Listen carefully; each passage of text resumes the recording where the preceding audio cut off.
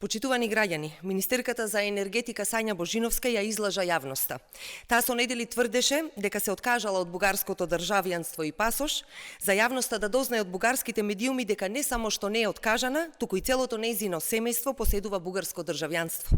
Во Македонија е законски да се има повеќе државјанства и се отвара голема дилема зошто Божиновска лажеше и криеше за ова.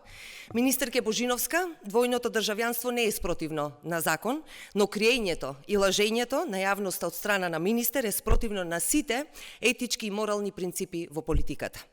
Како граѓаните ќе веруваат во вашата работа и во вашите следни изјави, ако уште во првата незгодна ситуација избравте да криете, наместо да ја кажете вистината?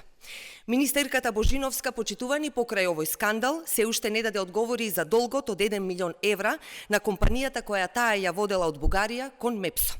Не даде одговор дали е етички друга компанија од дејноста на енергетиката, која исто така била под нејзино водство, да биде обвинета за картелско здружување.